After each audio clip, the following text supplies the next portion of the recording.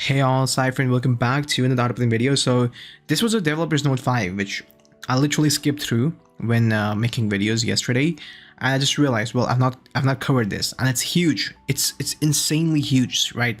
Because the previous developer's note, it was all about new player experience. It was all about encouraging new players to join, setting a foundation for new players to have it more easy, quote unquote easy, than global players. So I think the developer's note 5, which is the 5th dev note, quite literally from the producer of the game, it's going to talk about November to December balance adjustments, as well as some future. It's going to give some hints on what's to come for future, right? Anyways, I think most of you probably have already read, especially those who are super invested into the game. But for those of you who have not gone through these notes, I'd like to go through it myself and give my 2 cents on each of the topics that are covered here. So first of all, it's going to be from the producer himself, Monsu Hyun. I'm so sorry. I think I pronounced this guy's name by monsoon, like the season. I'm so sorry, man. I'm so sorry. I just read it wrong at the time. Okay, anyways, coming to the balance adjustments. Balance adjustments will be carried out for both PvP and PvE. I've actually read through all of this on the same day it was released. But I've kind of forgotten what it was written here, so let's refresh my memory right now as we speak. So okay, they clearly state that upcoming real-time PvP in mind. So it's confirmed that PvP or RTA, sorry, not PvP. RTA is a part of PvP. RTA is going to come in early December, or probably in the first or second week of December. It's confirmed. It's kind of confirmed by the team themselves. They've even written in the below in the upright most section of the balance patch. But with RTA coming, it's gotta change, bro. Like some of the things which are kind of toxic, they have to change, and I think they pushed the right buttons right now. You'll see what I'm talking about, right? The first thing they're gonna do is random speed adjustment. They've already done it actually, right? It says 10/24, so 24th October was the date when it was applied. I think reducing speed RNG is the best thing that they could have done initially to counter the speed game, because keep in mind earlier, if you have a unit which was 280, it was competing against a unit which has 300 speed to get the first turn. So a 20 speed difference is insane, man. It's insane. Like even Mayonnaise passive, Transcendence passive at 6 stars only gives 10 speed. So having a 20 speed barrier, a complete RNG barrier to get your first turn, I think that's a bit too toxic, right? That's just demanding a lot of gear expectations from players, especially endgame players, man. Endgame players, it's all about speed, right? It's all about speeds. Like even the 300 players matching a 320 speed player, like that's insane. That should not be happening, right? Because keep in mind, a 300 player and a 320 speed player, it's on a different level altogether, right? I think for a new player, yeah, 270, 290 might be the target, which they think it's quite good. But keep in mind, man, 118 speed, 320 speed is easy, super easy, right? Especially on stuff like Cindy's, Valentine's, Tomorrow's, like a lot of those heroes, right?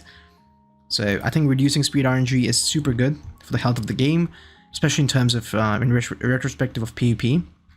In the resurrection mechanism, okay, this was a hugely debated topic, because keep in mind, Mayonnaise utility is all about AoE resurrection, right? Because that's her trick, that's her gimmick, which you can call it. Until the time there's no anti-revive hero, quote unquote, there's not going to be any counters to that, right? There's also a resurrection effect in Soul Weaver's necklaces, the legendary ones, right? So there's a lot of changes which are required. So the first change they're going to do is, I think this was, yeah, so when the hero is resurrected, all of the things such as their health, their skill cooldowns, their debuffs are dispelled, but the priority is going to be 50% lower than what it was initially, right? So suppose if let's take an example of a Noah, right? Because I think that is a hero which everybody has. So if a Noah died at 50% priority, after getting resurrected, she's going to be at 25% priority, right? And you just got to half it. So if she died at like 60% priority, it's going to be at 30%. If she died at like 56% priority, she's going to be at like 28%, right? So just half the effects of priority that she died at, and that's going to be the priority she's going to be resurrected at, right? I still think it's a bit tedious to work around, because I think with resurrection, I don't think they should put all skill cooldowns to reset, and I don't think that's that's fair, honestly. It feels a bit cheap to me because this takes away all the skills, right? So for example, it kind of counters Tamara, because Tamara puts all skills on cooldown, and if you supposedly, of course, put Mene on immunity sets, she's gonna not get reset. She's gonna revive, and all of them are gonna be still on cooldown, right? I mean, their cooldowns are gonna be up, so it's kind of, I think it's kind of predatory in my honest honesty. Like, I think they could have countered Mane in the future by having anti-rev units, which I think they will, right? I think they will. It's not like they're gonna give up by just implementing the small change. I think they will have units which counter revive, but for the current time being, I think this is sufficient, again, because Mane is kind of the only hero which has this AoE revive thingy. Others, Soul Weavers can of course revive using the Soul Weaver necklace, right? I know I'm saying Soul Weaver. I'm so used to, man. I'm so used to calling them that. Epic 7, man. You ruined me. Anyways, penalty for missing hits reduced, bro. This is a hugely debated topic, and I know some people favor this, that innate, evasion stat. I am a huge no say no to evasion as a stat. I'm glad that they're taking strict actions against it. I hate that you have to pass through two checks, right? You have to pass through 2 checks: accuracy and effectiveness, right? Effectiveness counters resilience, accuracy counters evasion. It's just a lot of stat to distribute around, right? I think it leaves a lot of wiggle room for players to have an optimal build. Like, it demands way too much stats, bro. Like, if you're planning to use damage dealers and by luck they just get they get missed, their entire build is kind of useless. So I think evasion as a buff, I totally prefer. But as evasion as a stat, I think there's still a lot of things to go through around it. Alright, let's just see what they're doing right now, right? Enough talking by me. While this mechanic is common in many games, in Outer Plane, the frequent occurrence of missed shots influenced by hit and miss tactics can make the game less enjoyable. Exactly. It's frustrating, bro. It's super frustrating.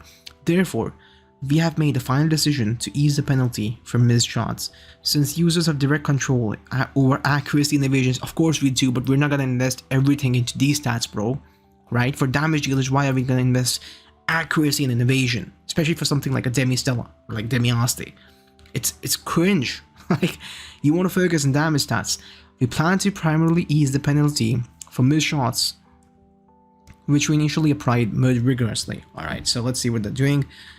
Final damage reduced by 50%. So when your hits are gonna miss, earlier they used to do only 75% of damage and no debuff was inflicted. Now it's gonna do only 50%. So expect to do more damage even if you're missing, right? That's the conclusion. The probability of missed hits. Now this is something which is kind of good. To improve the player experience and reduce uncertainty in PvP matches, we had determined that it's necessary to adjust the frequency of missed hits to make the missed hit probability more predictable. The most significant issue at present is the relativity in stat comparisons and the unpredictability of how often missed hits will occur during an attack. Exactly, nobody knows the algorithm, bro. Nobody literally knows the algorithm. Okay, current is missed hits occur up to around 70% based on the lowest accuracy and highest evasion stats. Expected missed hits occur up to around 25% based on the lowest accuracy and highest evasion stats. So I know a lot of players have already made their theories on what this means, lowest accuracy and highest evasion stats. I think it just means like your team's lowest accuracy stat and the opponent team's highest evasion stat and the number of missed hits that occurred during the match, right? So I think that's the simplest way to put it forward. I'm not gonna go into maths because honestly I don't get it myself, right? I'm not a maths guy. I take pride in that. I'm not a maths guru, but I kind of know what it means, like what it reads. Then again, we don't know what the mathematical approach is, but it says 25%. So it's going to be reduced by around, how much is that? 45%. So expect to get less hits, right? Less miss hits. So less evasions in general. Again, they're saying that they're not going to remove, evasion stat as a whole, because bruisers or some strikers and defenders are relying heavily on the evasion stat, which is again a problem, man. This is a big problem. If your bruisers or strikers, whatever you call them, if they're relying too much on the evasion stat, then their kit needs some balancing, bro.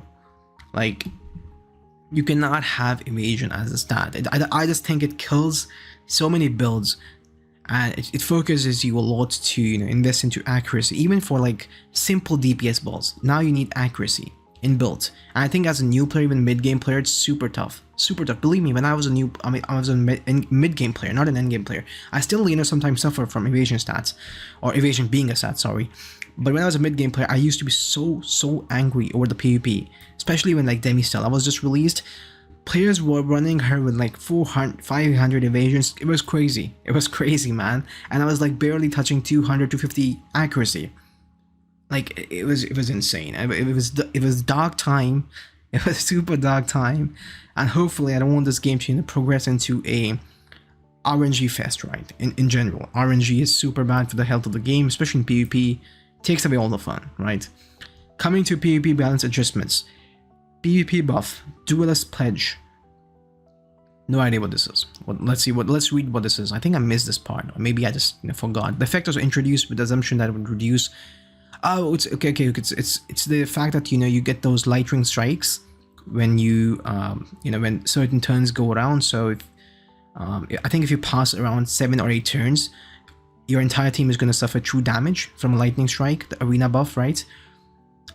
So now it's going to be applied to all teams, so both you and your opponents. Earlier it was only applied to you, so I think it's just going to, you know, help reduce the duration of matches, because, you know, you could essentially stall entire matches because the lightning strike was not that strong. Let's be real, it was super easy to go around through, if you, especially if you have like a healer like Mane, which can constantly heal your allies with the burst skill, right?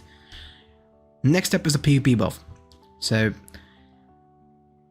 PvP buff, in short, is going to apply plus N effectiveness to all participants' attack and defense team. In general, it's going to reduce the reliance on building effectiveness on your heroes.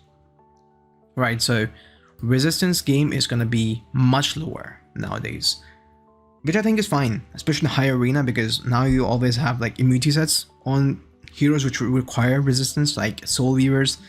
I don't know why I keep saying, bro, what's the official name? I'm gonna be so triggered. It's not Soul Weavers, I don't know, healers, support, what do we call them? Healers, right? Healers. So, especially healers, right? I think it's super required to kind of have immunity sets, especially if you like, you know, Diamond 1 or like even Diamond 2 nowadays. So I think it's decent.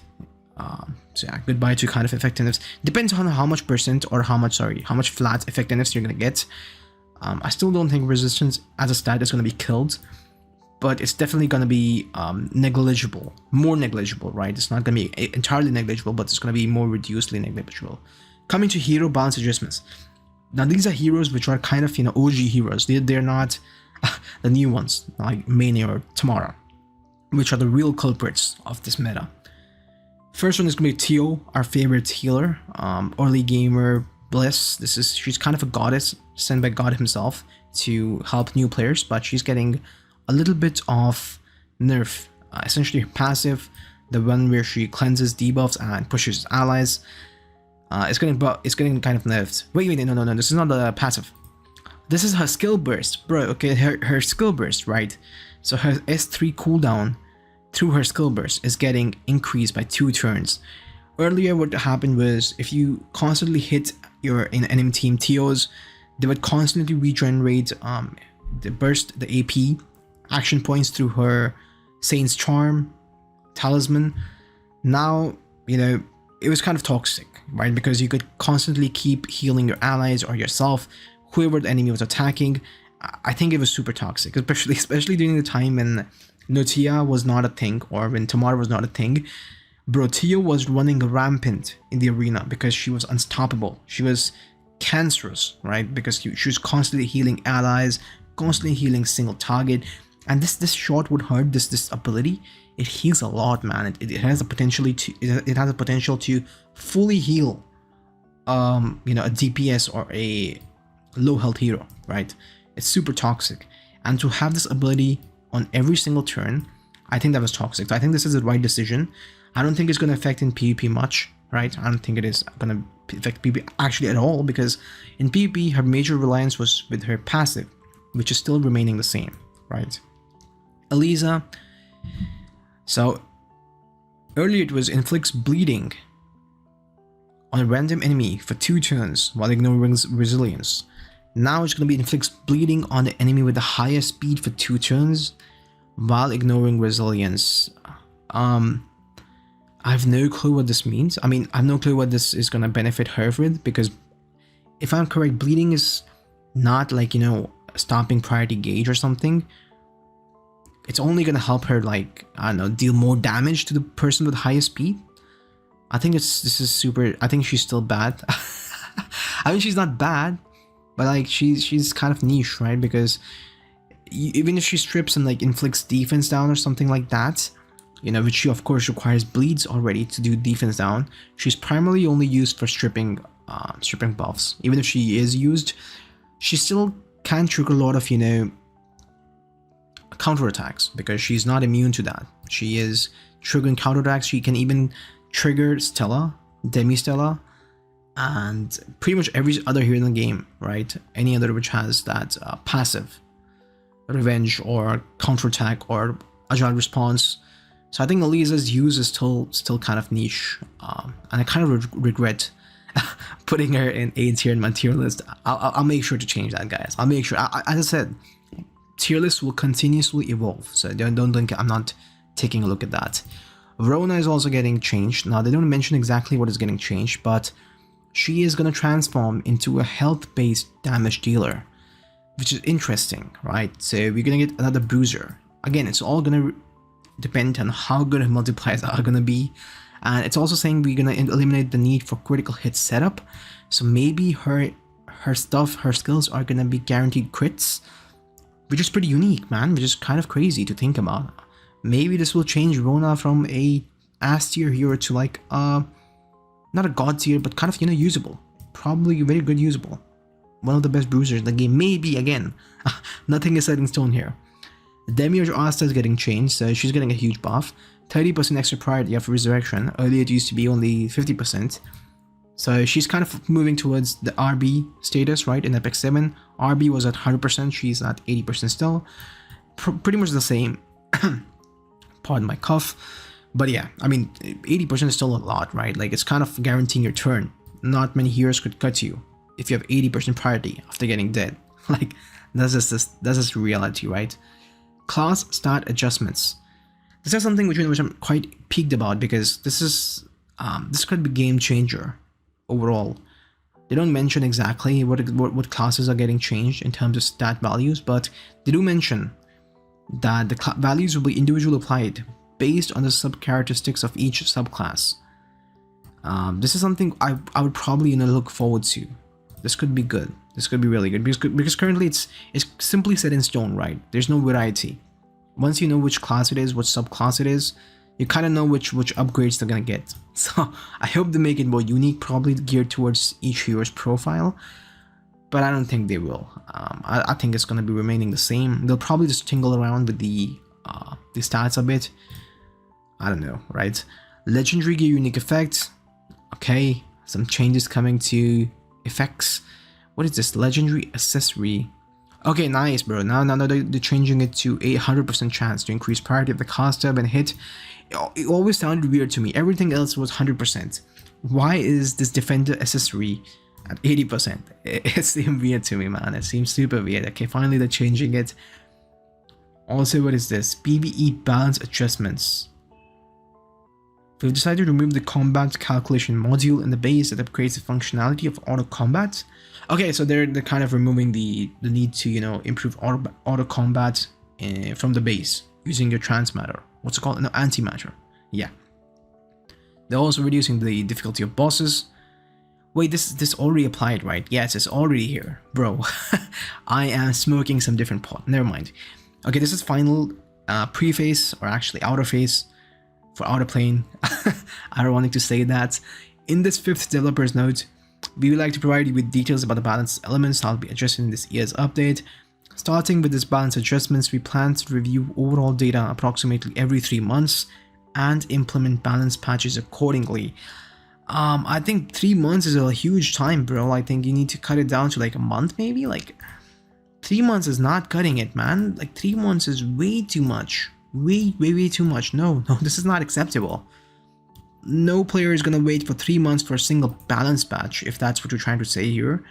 They need to do it like every month at least, at the very least. At least add like 3 or 4 heroes every single month, bro. Like a month is a huge thing, it's a huge deal, it's a long period of time, 30 days, right? Essentially two whole patches.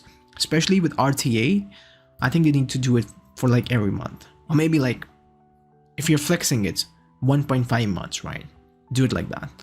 We'll provide further details through separate announcements once the schedule is confirmed. Please note that regardless of the overall direction of the adjustments, we will offer compensation to masters who have already acquired and been using these heroes. Interesting. I think they're gonna give us time reminders. So time reminders are essentially stuff which you can use to essentially take your hero back to level 5, get all the resources that you've invested into it, and probably use those resources into some other hero or just save it for future. And they gave us I think 2 time reminders in the previous update. Sorry, not in the previous update, the time it was released. I think it was like 3 months back maybe. But yeah, we did get like 3 time reminders, and it's a huge currency, guys. So judiciously use it. Do not waste it on heroes that you do not have the the right equipment to build them with. Again, I'll probably make separate guides for that if they actually end up doing this, because this is still a theory, right? Because we never know what compensation could be. Furthermore, as mentioned in the previous developers note, we're actively preparing for real-time PvP with a targeted release in December. This is the closing pre-phase, so they're leaving us hanging with a lot of hype here. Man, I'm super excited for PvP, RTA. Because keep in mind, RTA is just free content for this game, right? It's just something which I enjoy as well in Apex 7, and I've been looking forward to it, right? We hope that we'll look forward to this upcoming update. Yeah, we will. Coupon code is here, guys. Outer Note 5, 500 for Ether. Crazy good deal. It's free. Go get it, right? If you're on iOS, make sure to get it through the website of the game. And yeah, that is it from my side. Let's look at the comments. I will very rarely praise any update notes, but this list contains a lot of fixes for things that made me feel hopeless for the last month or so. Thank you so much for this info. Will they finally address the heal revive defense problem? Finally, like, worry about evade wasn't probably enough. At least it's less one worry. Still think the revive should have priority at 0%, centered reset skill cooldown, nerf healers and defense comp, make evade less of an annoyance, and everything should be fine. I mean, even units like Damage Asta only broken in defense because main and revive. They wrote May or meme. And reset Asta revive cooldown. Yeah, I get that. I get the same feeling of frustration. But in the future for this guy, bro, I think they will revive. I mean, sorry, I'm saying they'll introduce an anti-revive hero for sure. They have to, right? They have to. Apart from that, I think players are overall happy with this, and honestly, I am as well. This is not at all a bad developer's note, especially towards balance adjustments, right? I think it's gonna give a lot of players more hope for the game in terms to balance adjustments. Me personally, I'm glad that they are actually looking into evasion and resurrection as big problems, because they are. Like, for an average player who does not have godly stats, this is a big problem. This is a huge problem, and I think they should try to fix it more rigorously. And I'm glad that they're not able to they're able to take staunch actions. They're not afraid of judgment. That shows passion for the game as well. So I think it's overall win-win situation for players. Do let me know your own thoughts about this change, or these changes which are about to come. And yeah, I'll meet you guys later. By the way, Drokan's showcase video is coming tomorrow, positively. I'll be making sure to record it. Anyways, I'll see you guys later. Peace.